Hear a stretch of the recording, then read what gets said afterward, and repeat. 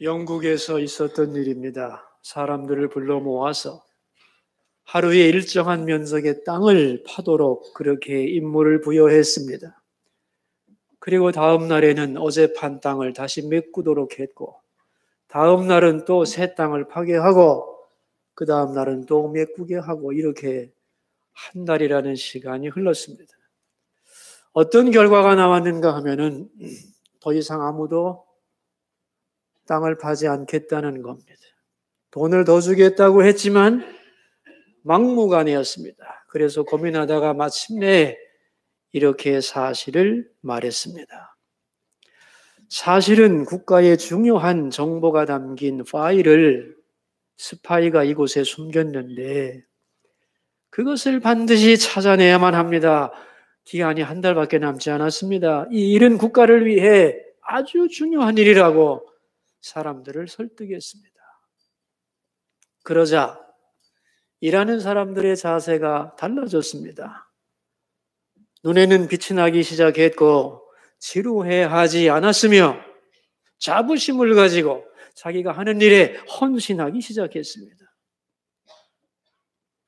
결론이 뭐냐 하면은 사람들은 의미와 목적이 있다면 힘들고 어려운 일도 얼마든지 견뎌내야 한다는 거죠. 자기가 하는 일에 대한 의미를 찾을 수만 있다면 사람들은 그것을 기쁘게 감당한다는 겁니다. 그러나 그것을 찾지 못하게 되면 하는 일을 유지할 수도 없고 앞으로 나갈 수는 더욱 없는 것이지요. 여러분, 인생살이가 똑같습니다. 내 인생의 의미와 목적을 잃어버리면 우리 인간은 아주 쓸모없는 존재가 됩니다. 비록 그 사람이 많은 능력과 잠재력을 가지고 기회가 있어 할지라도 목적을 박탈해버리면 그 사람은 방황하게 되는 것이지요. 그래서 사탄이 하는 일이 뭐냐 하면은 인생의 목적을 모르게 하는 겁니다. 내가 왜 사는지, 무엇을 위해 살아야 하는지를 찾지 못하게 만드는 겁니다. 아니, 그런 것이 존재한다고도 그런 것이 있다는 것도 모르게 만드는 거죠. 그렇게 되면 갈 곳을 잃어버리는 거죠. 그래서 보이는 이 땅에 몰입하게 되고 물질에 탐닉하게 되고 허무에 시달리며 방종한 삶으로 나가게 되는 겁니다. 흔히 미래를 연구하는 학문이 두 가지가 있는데 하나는 미래학이고 하나는 종말론이라고 말합니다. 미래학이란 현재가 기준입니다. 현재 보이는 모든 것을 놓고 앞으로 미래가 어떻게 될 것이라고 예측하는 것이 미래학이지요. 그런데 이 미래학의 한계가 뭐냐 하면은 예측한 대로 안 된다는 거예요. 인생은 내가 생각하는 대로 되는 게 아니잖아요. 반면에 종말론이란 뭐냐 하면 기점이 중심인 현재가 아닙니다. 반드시 존재할 그 마지막 지점, 우리가 하나님 앞에 서게 될 그 확실한 순간, 그걸 기점으로 해서 역으로 오늘을 바라보면서 앞으로 우리가 어떻게 살아가야 할 것인가를 생각하는 학문이 종말론인 거죠. 다시 말하면 분명히 존재할 우리가 하나님 앞에 서게 될 그날을 기점으로 오늘을 바라보는 것, 시간의 기준을 하나님께 두고 바라보는 것이 종말론인 거죠. 여러분, 우리의 시선을 어디에 두느냐에 따라서 모든 것이 달라집니다. 태어나면서부터 죽을 때까지가 내 인생이냐, 보이는 삶이 우리의 전부냐? 그렇지 않습니다. 우리는 하나님 앞에 설 날을 생각하며 살아야 합니다. 그게 신앙인 거죠. 그럴 때 모든 것은 새로워지는 거죠. 보이는 이 삶이 다가 아니고 부활하여 하나님 앞에 서게 되는 그날, 전문 용어로 말하면 새 하늘과 새 땅이 있다는 것을 믿고 바라볼 때 인생을 바라보는 눈이 완전히 달라지는 거죠. 성공과 실패의 기준이 달라지고 가치의 기준도 달라지게 되는 것입니다. 우리는 지난 시간에 성경의 주제이신 예수님에 대한 말씀을 생각했습니다. 성경을 구약과 신약으로 나눌 수 있는데 구약의 내용이 뭐라고 했죠? 메시아를 보내실 거다. 신약의 내용은 뭐냐? 그 메시아가 오셨는데 그 이름이 예수라는 거예요. 구약의 구원 방법은 짐승제사입니다. 그런데 신약의 제사 방법은 뭐냐? 제사요. 근데 짐승제사의 한계를 벗어나서 하나님의 어린 양이신 예수님이 만민을 위한 완전한 속죄의 제사를 드렸다. 그것이 바로 십자가 사건인 거죠. 그러므로 구약의 모든 제도는 예수님의 십자가를 위한 백스토리이며 예수님 안에서 완성되었다는 겁니다. 그러므로 이제 누구든지 예수를 그리스도로 고백하면 그는 하나님의 자녀가 된다. 이것이 성경의 이야기입니다. 이 성경의 주제가 그러므로 누구냐? 예수 그리스도, 바로 그분인 거죠. 오늘 본문은 그 예수님이 어떤 분이냐 하는 것이고 또한 성탄의 자세는 뭐냐, 그리고 진정한 성탄의 메시지가 뭔가에 대한 말씀을 하고 계십니다. 여러분, 오늘 본문에 보면 한 사람이 등장하는데요. 그 이름이 시므온입니다. 그가 어떤 분이었느냐 하면은 25절입니다. 같이 한번 읽죠. 예루살렘에 시므온이라 하는 사람이 있으니 이 사람은 의롭고 경건하여 이스라엘의 위로를 기다리는 자라. 성령이 그 위에 계시더라. 그분은 의롭고 경건하여 이스라엘의 위로를 기다리는 분이었다는 거예요. 여기서 말하는 위로라고 하는 것은 정치적인 안정이나 경제적인 부강을 의미하는 게 아닙니다. 왜냐하면 정치적 안전과 경제적 부흥이 인간의 모든 문제를 해결하는 것은 아니거든요. 경건한 시므온이 볼 때에 진정한 이스라엘의 위로는 뭐냐? 보이는 환경과 물질이 아니라는 겁니다. 하나님이 약속하신 메시아가 오셔서 모든 인간의 소원을 해결해 주는 것.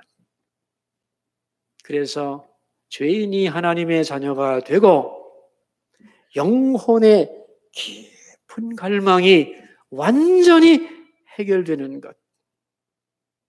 그래서 인간을 향한 하나님의 그 모든 약속을 성취할 수 있는 그 메시아야말로 위로라고 생각했고 그분을 기다렸던 거죠. 이것을 쉬운 말로 표현하면 하나님, 언제 약속한 메시아가 오시는 겁니까? 언제까지 우리는 그분을 기다려야 합니까? 어서 그 메시아가 속히 오셔서 나와 우리 모두를 위로해 주시기를 갈망합니다. 그러면서 위로를 기다렸다는 거예요. 그에게 하나님이 응답을 주셨습니다. 26절인데 같이 읽습니다. 그가 주의 그리스도를 보기 전에는 죽지 아니하리라 하는 성령의 지시를 받았더니 성령께서 그에게 어떤 응답을 주셨대요? 네가 그렇게 사모하는 메시아 네 생전에 내 눈으로 보게 되리라. 그 놀라운 약속을 그가 받았다는 거예요. 그러던 어느 날 성령께서 갑자기 그에게 감동을 주셨다는 거죠. 27절입니다. 성령의 감동으로 성전에 들어가매 마침 부모가 율법의 관례대로 행하고자 하여 그 아기 예수를 데리고 오는지라. 시몬, 바로 오늘이다. 네가 그렇게 갈망했던 이스라엘의 위로, 약속된 메시아를 네가 네 눈으로 보리라. 빨리 성전으로 가라. 그런 마음의 감동을 받고 바쁘게 성전으로 들어갔는데 그때에 한 젊은 부부를 보았다는 겁니다. 요셉과 마리아가 아기 예수를 안고 하나님께 그 아기를 바치러 성전으로 들어오는 그 젊은 부부를 보는 순간 성령이 또 말씀하시는 거죠. 바로 저 아기다. 저 아기가 약속된 메시아다. 이스라엘의 위로다 하는 음성을 들었던. 그래서 그는 달려가서 그 아기를 안고 감격해서 외치는 말이 오늘 본문의 내용이에요. 이 시몬이 아기 예수를 안고 외친 말이 세 가지입니다. 첫째가 뭐냐 하면 30절이에요. 같이 읽습니다. 내 눈이 주의 구원을 보았사오니. 자, 여러분 저를 보세요. 지금 시몬이 눈으로 뭘 보고 있는 거예요? 눈으로 지금 뭘 보고 있어요? 아기 예수를 보고 있어요. 그런데 오늘 본문에는 뭘 본다고 그랬어요? 주의 구원을 보았습니다. 그럼 아기 예수와 주의 구원의 관계가 뭐죠? 혹시 기억나세요? 지난주에 예수님이라는 이름이 무슨 뜻이라고 했어요? 구원. 하나님의 구원이란 말이 예수입니다. 오늘 말로 하면 주의 구원. 하나님의 구원이란 말이 예수예요. 아기 예수를 보면서 주의 구원을 봅니다. 이렇게 말하는 거예요. 31절을 보면 더 정확해요. 같이 읽습니다. 이는 만민 앞에 예비하신 것이요 그랬어요. 만민을 위하여 예비된 하나님의 구원이 이 아기라는 거예요. 즉 아기 예수는 온 인류를 위한 하나님이 예비하신 구원자라는 거죠. 우리가 대림서를 시작하면서 첫 번째 시간에 제가 이런 말을 했습니다. 온 세상 모든 인류가 가장 갈망하는 소원이 뭔가? 모든 인간의 기다림의 총합은 하나님의 구원이라고 그랬어요. 구원. 그 하나님의 구원, 그 구원이 한 인격 안에 집약되어 있는데 그 이름이 바로 누구예요? 예수라는. 그러니까 모든 인류의 모든 갈망이 한 인격 속에 녹아 있는 거예요.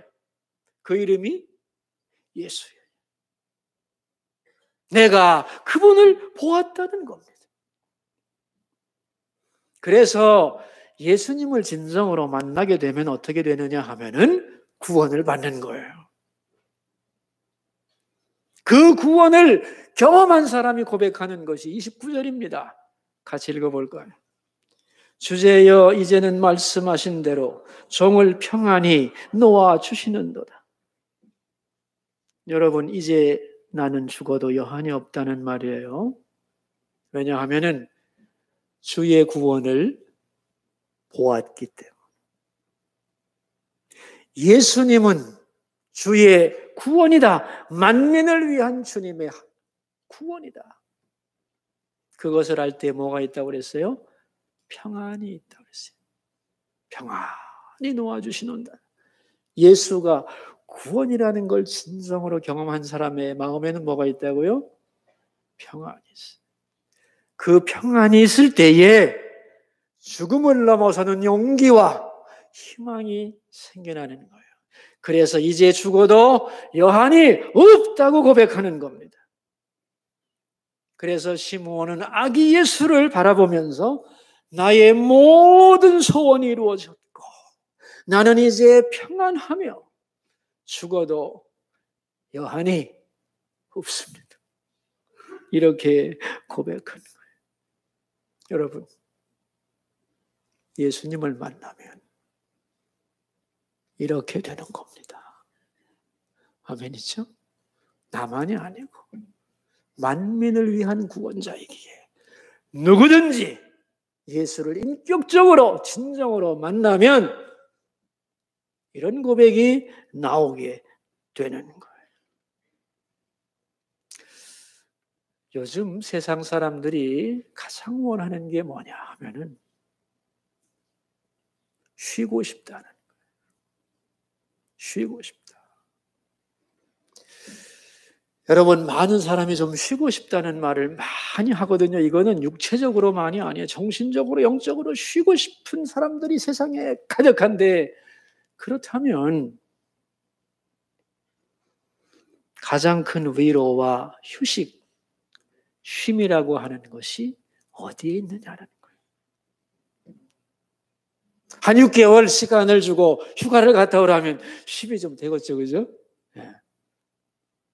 상당한 좀 돈을 주면서 명예와 훈장을 주면 위로와 쉼이 생길 수 있을지 모르겠습니다. 그러나 그거보다 더 큰 진정한 위로와 쉼이란 무엇인가?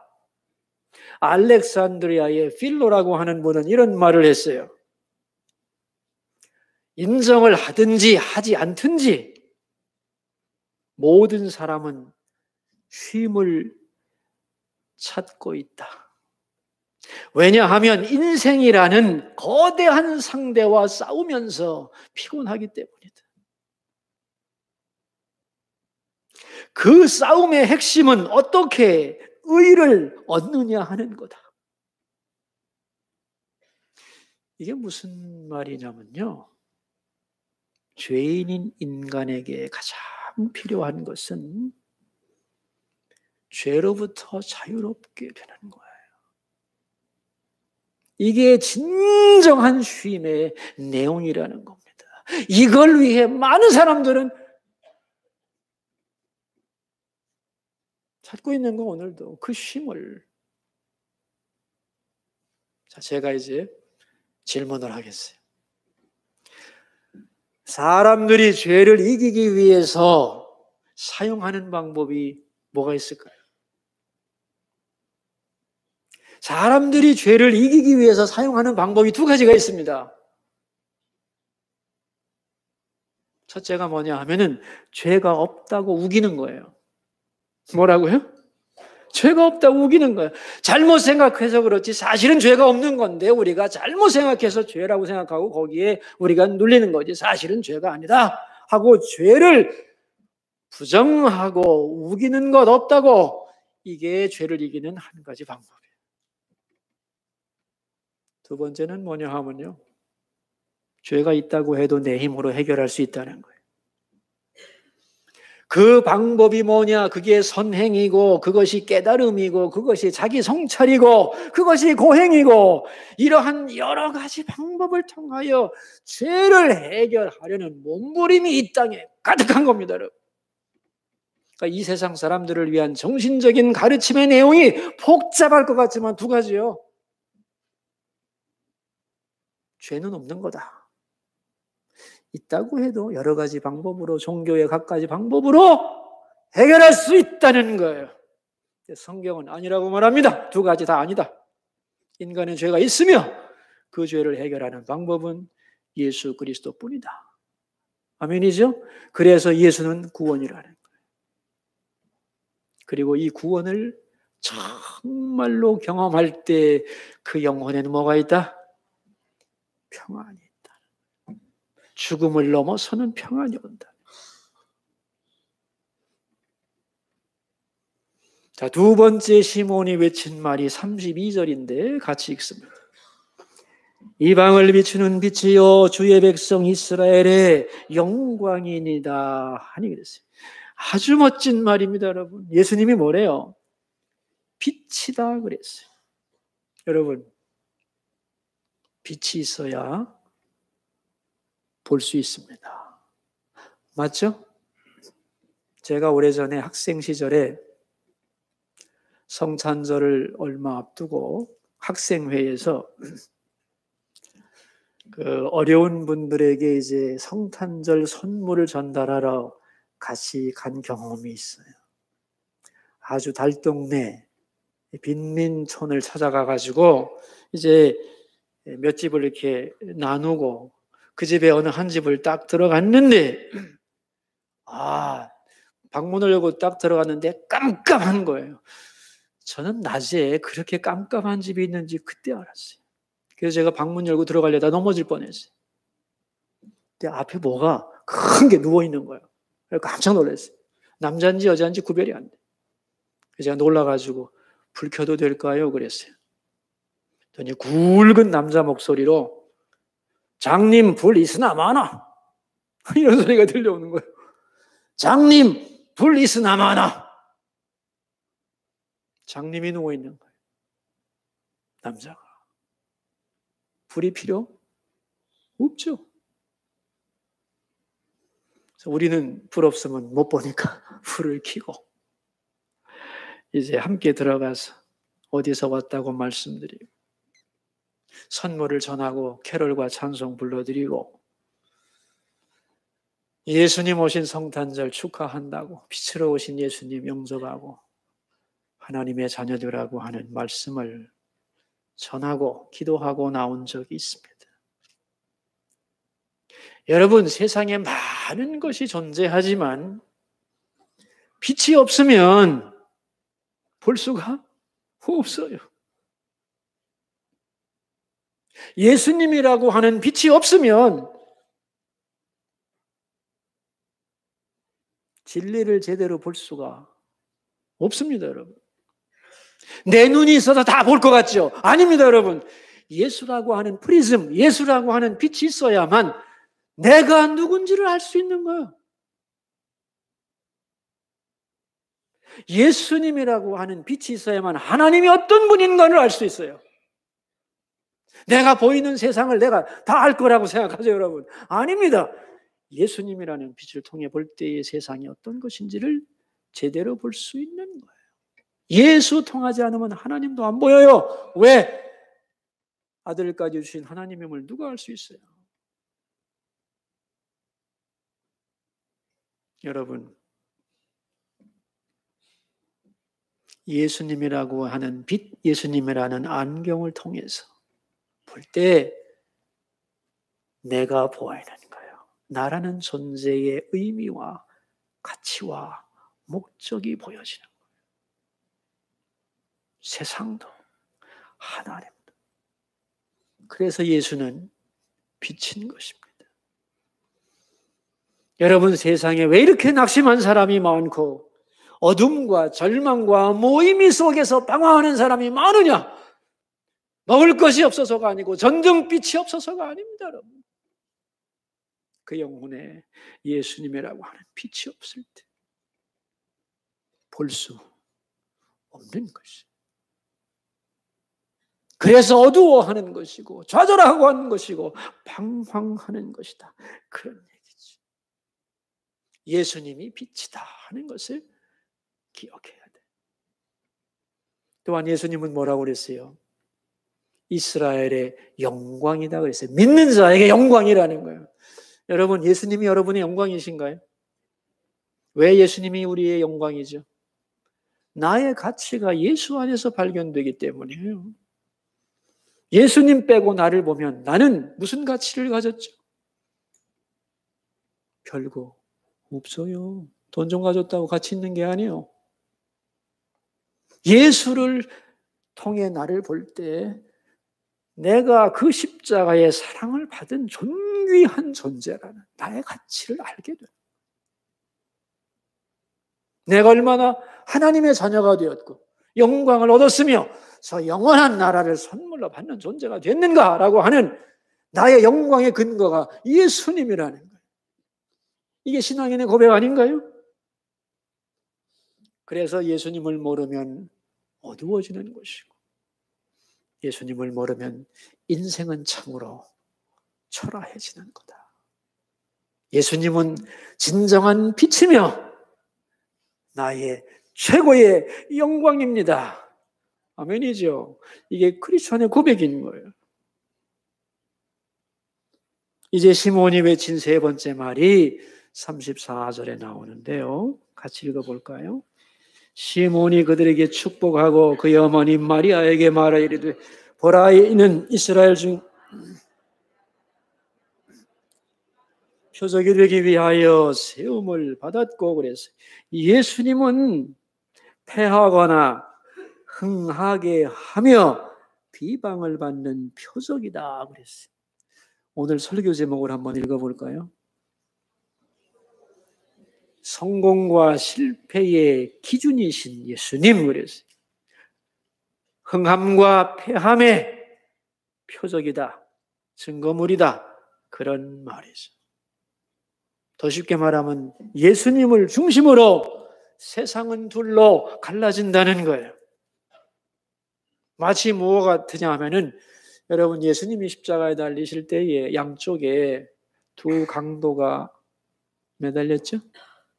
근데 왜 두 강도를 예수님 양옆에 매달았느냐 하면은 사실은 예수님 혼자 죽이면 돼요. 목적이 그거였으니까. 그런데 예수님만 혼자 죽으면 여론의 관심이 거기 쏠리는 거죠. 저분이 왜 죽지? 죄가 없는 것 같은데 무슨 죄래? 이렇게 해서 여론의 관심이 쏠리면 부담스러운 거죠. 그래서 여론을 흩어버리고 호도시키기 위해서 양쪽에 강도 두 사람을 처형함으로써 예수님도 한통속이라고 하는 이미지 메이킹을 하는 겁니다. 우리식으로 말하자면 교묘한 여론 플레이를 하는 거죠.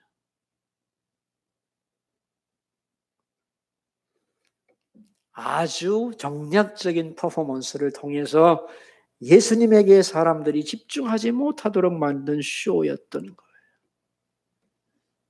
그런데 이러한 간사한 시도는 하나님의 섭리 속에서 인류의 모습을 보여주었다는 겁니다. 십자가 옆에 두 강도는 온 인류의 상징이라는 거예요. 십자가를 중심으로 모든 인간을 둘로 나눌 수 있습니다. 둘 다 본질적으로는 강도라는 거예요. 그러나 한 강도는 나는 잘못 없다, 나는 억울하다, 그렇게 원망하며 죽어가고, 한 강도는 나는 죄인이다, 그러나 저 예수님은 잘못이 없다, 예수여 나를 기억하소서, 십자가를 붙드는 죄인이 있는 거다. 그래서 어거스틴은 말했던 거예요. 십자가를 중심으로 볼 때 인간은 다 죄인이다. 다만 용서받은 죄인과 용서받지 못한 죄인, 오직 두 종류의 죄인만 있을 뿐이다. 그 십자가를 붙드는 죄인을 보고 예수님이 하신 말씀이 있죠. 오늘 내가 나와 함께 낙원에 있으리라 그랬다. 그래서 예수님은 성공과 실패의 기준이라는 거예요. 수많은 종류의 사람이 있지만 예수님 앞에 딱 서면 둘로 갈라진다는 거예요. 저는 목사로서 말입니다. 많은 이런 얘기 들었습니다. 목사님, 저희 남편이 말이죠, 참 똑똑하고요, 판단력도 아주 올바르고 예수 안 믿는 것 외에는 흠이 없는데, 그 남편도 참 복 있는 거예요. 그 정도 평가받으면, 그죠? 그런데 구원을 받았을까요? 이런 말. 근데 여러분, 사람의 깊은 영혼 속에 뭐가 있는지를 누가 알겠어요? 우리의 눈으로는 분별할 수 있다, 없다? 없어요. 어디다 갖다 놓으면 알 수 있느냐? 예수님 앞에 딱 갖다 놓으면 그가 어떤 인간인지가, 영혼의 상태가 적나라하게 드러난다는 겁니다. 그래서 예수는 흥함과 패함의 표적이다 말씀하는 거예요. 자, 예수님이 성공과 실패의 갈림길이다 그럼 많은 사람들이 비난할 겁니다. 왜 예수님이 기준이냐? 각자가 선한 길로 가면 되는 거지, 자기가 생각하는 구원의 길로 가면 되는 거지, 왜 예수님 한 분만이 기준이란 말이냐? 그래서 비난한다는 거예요. 그래서 오늘 본문에도 말씀했잖아요. 34절 끝에 비방을 받는 표적이 되기 위하여 그랬어요. 그러니까 앞으로 말세로 갈수록 많은 사람들이 예수님이 성공과 실패의 기준이라고 말하면 그건 독선이라고 비방하는 사람들이 갈수록 많아지겠다는 겁니다. 그러나 중요한 것은 하나님이 세운 기준은 하나뿐이에요. 예수가 기준이라는 거예요. 그 은혜를 붙잡으면 사는 것이고 아니면 아닌 것이고. 그래서 로마서 9장에 보면 이런 말씀이 나와요. 예수님은 돌이다. 예수님은 돌이래요. 그런데 그 돌은 이중적인 돌입니다. 예수님을 영접하고 의지하는 자에게는 예수님은 반석이라는 돌이 됩니다. 주 나의 반석이시니 그 위에 내가 서리라. 그렇게 믿는 자에게는 반석이 되고 믿지 않는 자에게는 뭐가 되냐? 걸림돌이 되는. 그래서 그 돌에 걸려 무너지고 쓰러질 거다. 그런 얘기. 그래서 예수님은 성공과 실패의 갈림길. 예수님을 반석으로 붙잡는 사람과 예수님 거부하고 거기 걸려 넘어지는 사람으로 갈라질 거라는 거예요.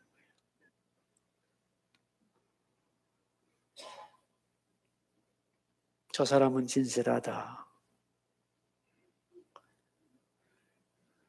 그 사람이 어떤 사람인가는 예수님 앞에 놓아야 합니다. 예수님에 대한 그의 태도가 진정한 그 영혼의 참 상태를 보여주기 때문에. 그래서 예수님을 다른 말로 뭐라고 하느냐? 영혼의 리트머스 시험지라고 부르는 거예요. 뭐라고요? 영혼의 리트머스 시험지. 그래서 35절에 보면 이렇게 나와요. 이는 여러 사람의 마음의 생각을 드러내려 함이니라. 많은 사람들의 마음의 깊은 생각을 드러낼 길이 없지만 예수님 앞에 그것은 다 드러나는 것이다. 그래서 갈라진다는 거예요. 여러분, 요즘에는 말이죠, 이 성공에 대한 개념에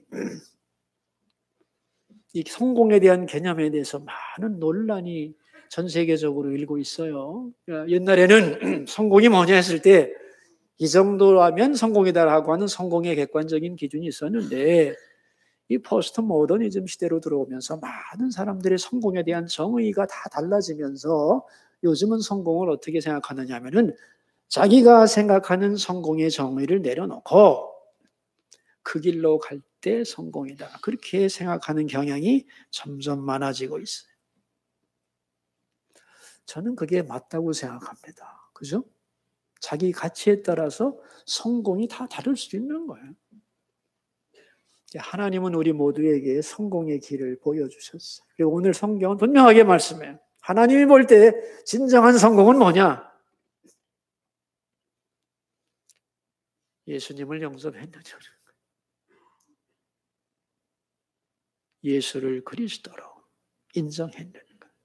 예수님이 나를 위해 이 땅에 오셨고 나를 위해 죽으셨고 부활하셨고 그걸 인정한 사람, 그에게 새 하늘과 새 땅을 주셨다는 걸 믿고 의지하고 그 길로 걸어가는 사람, 그가 참으로 성공한 사람이라는. 여러분, 예수님 믿으시죠? 예수님을 믿는다는 말의 의미가 오늘 본문에 다 나왔어요. 만민을 위한 구원이시다, 예수님은. 그리고 예수님은 빛이며 또한 영광이다 그랬어요. 성공과 실패의 진정한 갈림길이다 그랬어요. 이렇게 고백하는 사람이 그리스도예요. 그리고 여러분이 진정으로 예수를 믿으셨고 만나셨다면 여러분 속에 있는 실패의식을 다 말이 생각이 나네. 실패의식을 다 버리시기를 바라요. 나는 성공한 사람이야. 왜? 예수님 믿었으니까. 나는 정말 행복한 사람이야. 나는 정말 은총을 받은 사람이야. 내 인생에서 가장 잘한 일은 예수 믿은 거야. 내게 주어진 가장 큰 축복은 주님을 나의 구주로 영접한 거예요. 아멘입니까? 나는 그러므로 주님을 만났으니 더 이상 바랄 것이 없습니다. 그 마음으로 살아가는 것이 그리스도인이라는 것입니다. 여러분, 성탄절이 다가오고 있습니다. 우리 모두는 시므온처럼 예수님을 간절히 기다리고 또 시므온처럼 예수님을 만나고 시므온처럼 예수님을 향하여 분명한 고백을 가지고 살아갈 수 있기를 주님의 이름으로 축원합니다. 기도합시다. 우리 들은 말씀을 생각하면서 주님 앞으로 나갑시다. 예수님이 누군가 바로 알게 해 주소서. 예수님은 만민을 위한 하나님의 구원입니다. 이방의 빛이며 이스라엘의 영광입니다. 그리고 성공과 실패의 기준입니다. 우리로 하여금 예수님을 정확히 알게 하시고 시므온처럼 예수님 기다리고 예수님 만나고 예수님을 고백하며 감격하며 살아가게 하여 주소서. 기도하겠습니다. 여러분, 자기 목소리가 자기 귀에 들리도록 소리를 내서 들은 말씀을 기도로 옮기도록 하겠습니다. 메시아를 갈망하던 시므온은 네 눈으로 그를 보리라고 약속을 받았고 예수님이 성전에 들어가시던 바로 그날 그 순간 저 아기다 하는 음성을 듣고 너무도 감격하여 하나님 앞에 외쳤습니다. 성령이 가르쳐 주신 진리입니다. 만민을 위한 하나님의 구원이라고 예수님을 설명하고 예수님이 말로 빛이며 영광이라고 인생의 진정한 성공과 실패가 그분 앞에서 갈라진다고 주여 우리가 이렇게 예수님을 정확하게 알기를 기도합니다. 예수님이 나에게 있어서 얼마나 절대적인 존재이며 중요한 분인지 알게 하여 주시고 예수님이 우리 인생의 한 부분으로 끝나지 않게 하옵소서. 예수님이라는 반석 위에 나의 인생의 모든 가치를 두고 살아가게 하옵소서. 시므온처럼 예수님을 기다리고 예수님을 만나고 예수님을 고백하고 선포하며 사는 우리 모두가 되게 하여 주옵소서. 살아계신 하나님, 우리는 오늘 시므온의 고백을 들었습니다. 예수님은 만민을 위한 하나님의 구원이며 이방을 비추는 빛이요 믿는 자의 영광이라는 것을, 더 나아가 성공과 실패의 기준이라는 것을 배웠습니다. 예수님이 없으면 그 사람은 하나님이 주시는 구원을 받을 수가 없습니다. 그 사람은 구원을 자기 스스로 이루어야만 합니다. 그리고 빛이 없습니다. 자기 스스로 빛이 되어야 합니다. 그리고 영광도 없습니다. 자기 가치를 스스로 만들어내야 합니다. 더 중요한 것은 그는 패하게 됩니다. 모든 것의 핵심인 예수님을 놓쳤기 때문에 주여 우리로 알게 하소서. 예수님이 얼마나 우리에게 절대적인 분인가를, 그리고 예수님을 기다리며 만나며 고백하며 사는 삶이 되게 하여 주옵소서. 존귀하신 예수님의 이름으로 기도하옵나이다.